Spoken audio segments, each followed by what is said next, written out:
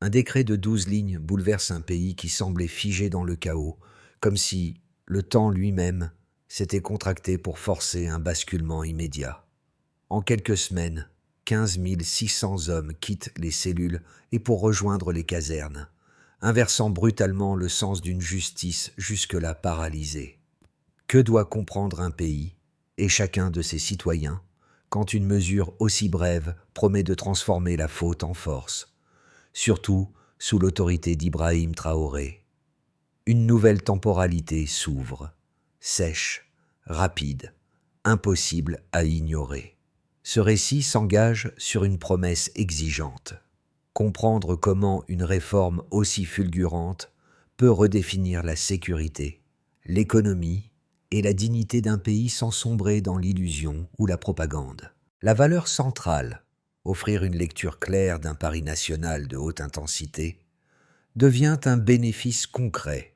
Saisir comment un État pauvre peut transformer une faiblesse structurelle en levier fonctionnel. 12 tues. L'enjeu est immense, car chaque avancée observée depuis la mise en place du décret repose sur un équilibre fragile. Si la discipline tient, le modèle s'installe.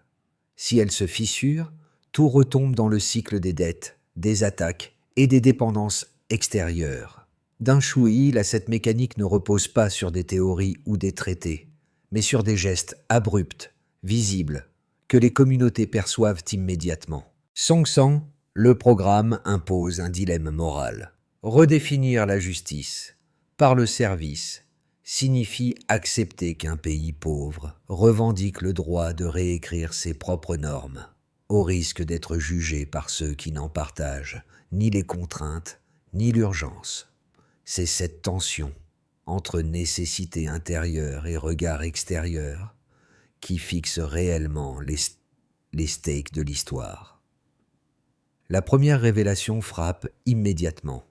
En moins de 2 ans, 92% du territoire autrefois tombé aux mains de groupes armés a été reconquis, inversant une tendance que beaucoup considéraient comme définitive.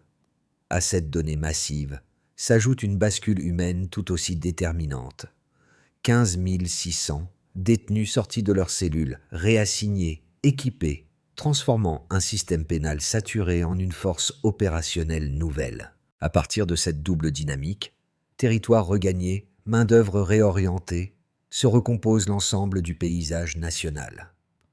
La réforme cesse d'apparaître comme une mesure isolée. Elle devient le résultat d'une stratégie continue où sécurité, économie et dignité s'articulent. Sous l'autorité d'Ibrahim Traoré, chaque décision s'inscrit dans une logique qui délaisse les cadres diplomatiques pour privilégier des gestes unilatéraux, rapides, assumés. Dans le Sahel, longtemps dépeint comme une zone d'instabilité par les puissances extérieures, l'ordre commence à se redéfinir par ceux qui y vivent. Les promesses anciennes, ordre, paix technologique, stabilité importée, laissent place à une réalité plus sèche. Des villages, des marchés et des familles reprennent possession de leur propre récit. Les témoignages locaux illustrent ce changement. Un jeune autrefois arrêté pour une rixe dirige désormais la patrouille qui protège le marché où il avait fauté. Des mères disent que leurs enfants paient désormais leurs dettes par la sueur, non par les chaînes. La justice quitte les bureaux abstraits pour se manifester dans les actes quotidiens, créant une proximité nouvelle entre l'État et les communautés. Pourtant, rien n'est acquis. Le décret impose une nouvelle chronologie, prisons vidées, casernes remplies, villages réinvestis. Dans cette accélération, une question demeure suspendue.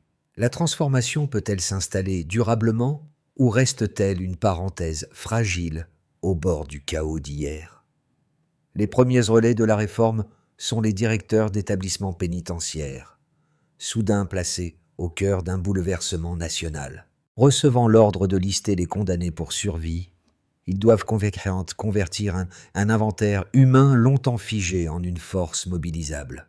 Leur tâche, d'ordinaire invisible, devient la charnière entre un système punitif épuisé et une justice réorientée vers l'utilité collective. Dans les villages, les premiers signes d'impact émergent rapidement. À Dori, Dans les faubourgs de Kaya ou aux abords de Ouagadougou, les habitants observent le retour d'hommes qu'ils associaient autrefois au désordre. Désormais occupés à réparer des canaux, surveiller des marchés ou remettre des parcelles en culture. Ces gestes modestes déplacent les représentations. La sécurité cesse d'être une institution lointaine pour devenir une pratique quotidienne portée par des visages familiers.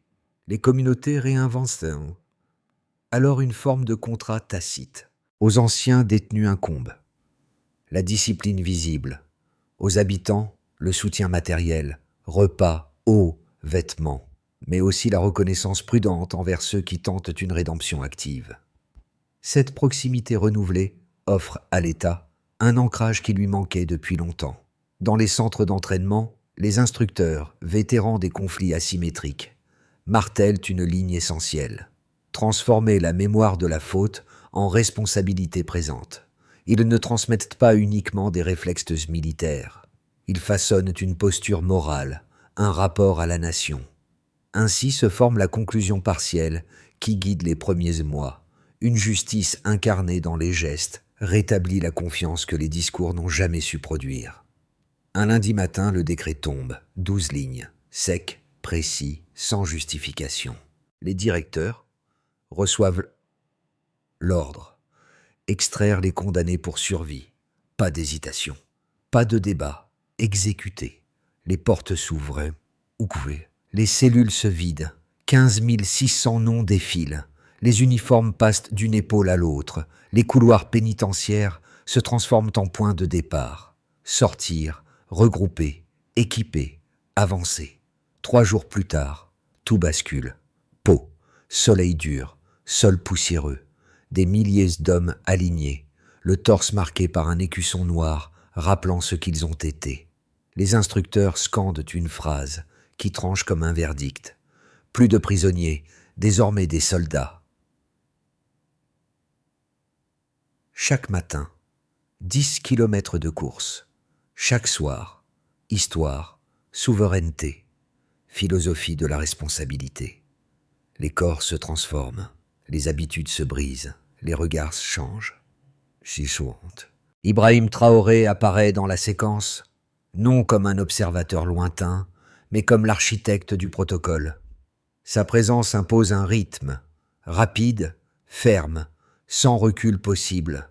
En 6 semaines, les recrues deviennent des unités fonctionnelles, pas parfaites, mais rapides, adaptées au terrain qu'elles connaissent depuis l'enfance.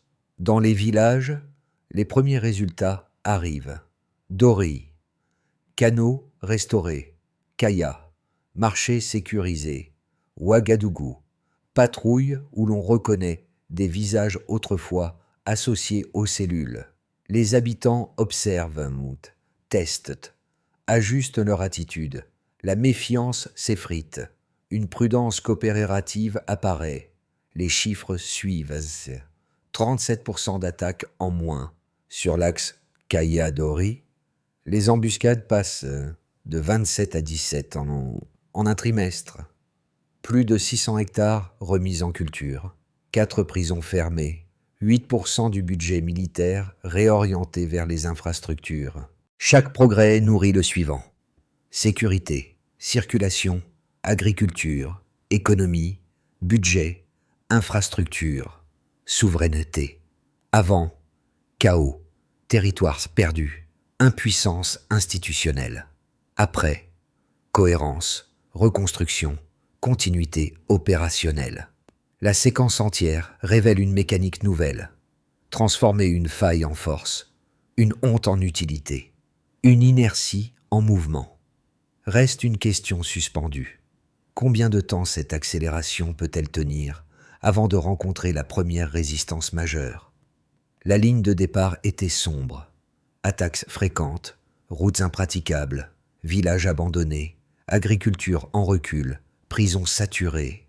La réforme ne s'est pas contentée de modifier un dispositif pénal. Elle a bouleversé l'équation même qui gouvernait la sécurité et l'économie rurale. 3 indicateurs suffisent pour mesurer cette bascule. Non comme des exploits isolés, mais comme les maillons d'une dynamique cumulative. 1. 37% d'attaques armées. La chute de 37% des attaques constitue le premier signal structurant. Ce recul, loin d'être un simple pourcentage, traduit un changement tangible dans la capacité des groupes armés à maintenir la pression. Les incursions diminuent, les déplacements redeviennent possibles, les villages reprennent un fonctionnement diurne normal. L'effet est immédiat. Les habitants réinvestissent les routes, les marchés, les points d'eau. Cette réduction du risque redessine les comportements quotidiens. Sous l'autorité d'Ibrahim Traoré, cette amélioration devient un argument politique. La sécurité n'est plus une promesse, mais un préalable restauré. 2. Embuscade. Kayadori, de 27 à 17. En un trimestre. Le deuxième indicateur, la baisse des embuscades de 27 à 17, révèle un changement tactique.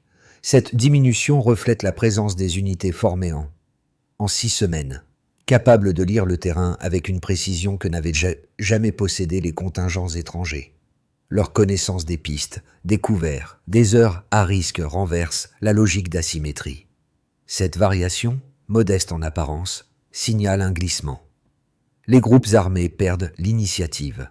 Les habitants reprennent confiance dans les axes qui structuraient autrefois tout l'environnement commercial. 3. Plus 21% de production agricole. La hausse de 21% de la production agricole illustre le chaînon manquant entre sécurité et économie. Cette progression ne représente pas seulement un volume supplémentaire, elle signale la réouverture de zones autrefois désertées. Les terres abandonnées redeviennent productives. La main-d'œuvre sécurisée peut semer, irriguer, récolter. Plus de 600 hectares sont remis en culture, indicateur clé d'un retour à la normalité fonctionnelle. Ces 3 deltas fonctionnent comme une mécanique combinée.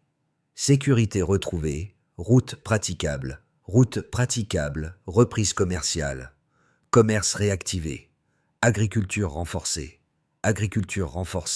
budget allégé, infrastructure consolidée. La logique est cumulative. Chaque amélioration nourrit la suivante. Mais ce cycle reste fragile. À la moindre rupture, toute la chaîne pourrait s'inverser. C'est là que se situe l'enjeu. La réforme n'est pas soutenue par la perfection morale, mais par une efficacité mesurable qui doit être entretenue jour après jour. Le débat se crispe autour de 2 visions opposées, chacune portée par des arguments solides qu'il faut restituer sans biais. Pour eux, confier des tâches militaires à 15 600 anciens détenus représente un risque structurel majeur. Une force née des prisons resterait vulnérable aux tensions raciales internes. Loyautés incertaines, traumatismes non résolus, exposition à des manipulations extérieures.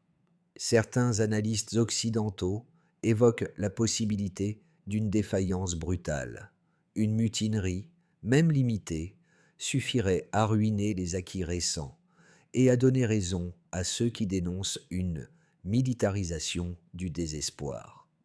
À leurs yeux, un État pauvre ne peut se permettre une erreur d'une telle magnitude. Les partisans du programme répondent que le pays n'avait pas d'autre choix viable. Dans un contexte où les groupes armés progressaient, maintenir des milliers d'hommes en détention équivalait à immobiliser la main-d'œuvre dont l'État avait désespérément besoin. Ils soutiennent qu'un homme brisé par la misère se bat parfois 2 fois plus fort pour prouver qu'il peut se relever, surtout lorsque sa communauté l'observe. Ils leur rappellent aussi les résultats. Baisse de 37% des attaques, progression agricole de 21%, embuscade réduite, récidive tombée à 0. La vérité se situe entre ces pôles. Le risque existe, indéniable. L'efficacité aussi, mesurable. Le choix posé n'est donc pas une utopie naïve, mais un calcul stratégique. Accepter un danger contrôlé pour obtenir un résultat immédiat que les méthodes classiques n'avaient jamais fourni. Ainsi se dessine le dilemme réel. Un système fondé sur le service fonctionne tant que la discipline l'emporte sur les fractures du passé. Tout bascule dans le silence. En quelques jours, la réforme cesse d'être un mécanisme interne pour devenir un signal adressé à ceux qui observent le Sahel depuis l'ombre. Des rapports font état de drones non identifiés, de fréquences brouillées, de survols inhabituels près d'anciennes installations étrangères. Rien d'officiel, mais la cohérence de ces incidents dessine une intention: tester la solidité du dispositif. La réaction surprend. Au lieu de dénoncer ces ingérences, Ibrahim Traoré redéploie des unités dans les zones stabilisées, consolidant les lignes sans escalade verbale. Ce choix discret inverse le rapport de force. L'État ne se défend plus, il s'affirme. Le programme quitte le cadre strict de la sécurité pour devenir un marqueur de souveraineté. Dès lors, la question cesse d'être: la réforme fonctionne-t-elle? Elle devient: qui redoute suffisamment cette autonomie pour tenter de l'entraver? 1. Société civile, NN. Dans les villages du Nord, la conséquence la plus perceptible réside dans la disparition progressive de la peur quotidienne. Les marchés rouvrent, les écoles reprennent un rythme continu, et les cérémonies du drapeau accueillant désormais les unités issues du programme.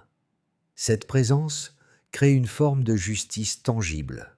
Surveiller un sentier, protéger une récolte, aider à reconstruire une maison abandonnée devient une pratique régulière, non un discours institutionnel.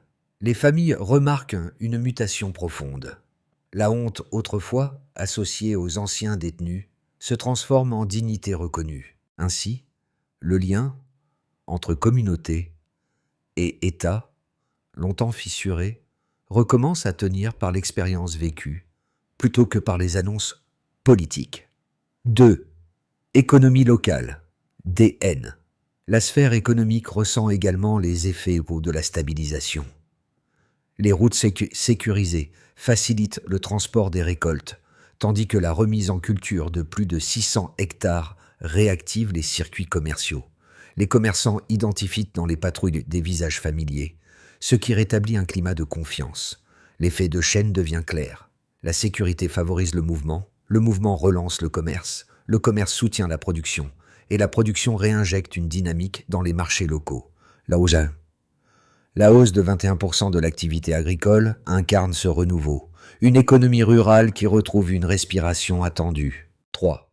Institutions, appareils d'État, ND. Les institutions doivent elles aussi se réorganiser. La fermeture de 4 puissances libère une marge budgétaire conséquente. 8% du budget militaire est réorienté vers les infrastructures.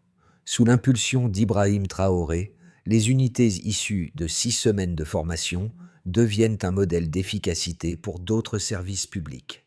Réactivité, proximité, discipline. Cette réorganisation, toutefois, exige un contrôle permanent. Toute faille dans la discipline pourrait fragiliser un équilibre encore jeune et réversible. L'État doit donc maintenir vigilance et cohérence pour préserver les gains acquis. 4. Environnement régional, une perception extérieure. KV. Au-delà des frontières, journalistes et observateurs du Mali, du Niger ou du Ghana identifient une nouvelle méthode sahélienne. Ils y voient une manière de faire de la réinsertion non plus un volet social secondaire, mais un outil de souveraineté. Certaines chancelleries demeurent sceptiques. Un État pauvre capable de stabiliser ses zones rurales sans assistance extérieure contredit les schémas d'intervention traditionnels. Les signaux d'ingérence détectés au midpoint confirment cette inquiétude. Ainsi se forme une conclusion régionale. Le Burkina Faso n'exporte pas un modèle, mais un langage politique où la discipline collective façonne un récit identitaire. Si la discipline demeure, alors la mécanique se consolide. Si elle s'effrite, alors les acquis se défont. 3 scénarios se dessinent dans cet intervalle. Dans l'hypothèse la plus sobre, la stabilité actuelle se maintient. Les unités issues du programme sont intégrées progressivement à l'armée régulière, transformant une expérience risquée en structure durable. Les frontières restent sous contrôle, les attaques diminuent encore, et les villages poursuivent leur reconstruction intérieure. L'économie locale respire, les récoltes se stabilisent, les circuits marchands deviennent prévisibles. Ainsi, le Burkina Faso pourrait stabiliser en chaîne sécurité, agriculture, budget, infrastructure, offrant au pays un précédent discret mais structurant dans le Sahel. Dans cette version, les résultats obtenus inspirent le Mali et le Niger, qui cherchent à synchroniser leurs dispositifs de réinsertion. Les opérations conjointes se multiplient et une doctrine sahélienne partagée émerge. Cette dynamique attire potentiellement de nouveaux partenaires. Russie, Turquie, États asiatiques, consolidant un glissement géopolitique majeur. Le Burkina Faso deviendrait alors un centre de formation, non seulement opérationnel, mais culturel et stratégique. Si la discipline faillit, ou si un incident grave survient, le système peut s'effondrer. Une mutinerie isolée suffirait à relancer les critiques internationales, dénonçant une militarisation du désespoir. Les partenaires régionaux prendraient leur distance, l'aide infrastructurelle serait suspendue, et le pays retomberait dans le cycle attaques, dette, dépendance. Toute rupture dans la chaîne sécurité, économie, budget pourrait inverser les progrès obtenus. Comparer les risques plutôt que les intentions demeure la seule manière honnête de lire les mois à venir. La transformation résonne d'abord au sein de la jeunesse urbaine, longtemps enfermée dans la sensation que l'avenir se résumait à survivre. À Ouagadougou ou à Kaya, les vidéos d'entraînement circulent largement. Elles ne glorifient pas la force, elles montrent l'effort, la reprise en main, la possibilité d'un nouveau départ. Les jeunes y voient une rupture symbolique. Si ceux qui ont chuté peuvent facilement renaître avec un rôle utile, alors eux aussi peuvent envisager un horizon plus large. Les familles rurales éprouvent que la mutation à un autre niveau. Dans les hameaux, où la nuit portait chaque jour son lot d'incertitudes, la présence continue des nouvelles unités rassure. Les mères n'attendent plus derrière les portes closes, elles échangent désormais avec ceux qui patrouillent. La sécurité cesse d'être un privilège rare et devient une routine partagée, reconstruisant un quotidien enfin respirable. Pour les observateurs régionaux, provenant du Mali, du Niger ou du Ghana, le changement est interprété comme l'émergence d'un langage identitaire inédit. Ils constatent que la méthode burkinabé ne repose pas sur la force brute, mais sur une articulation singulière. Discipline utile place proximité quotidienne aux réconciliations sociales. Cette équation devient un objet d'étude, voire un miroir. Si un pays pauvre peut restaurer son tissu social par cohérence et responsabilité, pourquoi d'autres ne tenteraient-ils pas une approche semblable? Ainsi, les faits convergent. Chaque groupe voit dans la réforme non un miracle, mais une possibilité, celle de briser la répétition du passé. La réforme ne peut devenir un système durable sans une architecture claire, vérifiable et répartie. Sous l'impulsion d'Ibrahim Traoré, une feuille de route en 4 étapes s'esquisse, chacune conçue pour éviter qu'une justice en mouvement ne se rigidifie. 1. Unifier la formation. Défense plus justice. Les centres passent sous double tutelle, mariant expertise tactique et cadre juridique. Mesures, critères nationaux, évaluation trimestrielle, audit externe limité mais systématique. Cette étape garantit la cohérence et limite les dérives locales. 2. Intégrer l'éducation civique dans l'État. Les écoles, universités et administrations adoptent un programme fondé sur dignité, responsabilité et discipline utile. Mesures, suivi des cohortes, retour pédagogique, taux d'engagement. Cette intégration empêche le retour d'une justice purement punitive. 3. Mutualiser la sécurité avec le Mali et le Niger. Le Sahel devient un couloir d'autonomie partagée. Mesures, missions conjointes, zones stabilisées, incidents frontaliers documentés.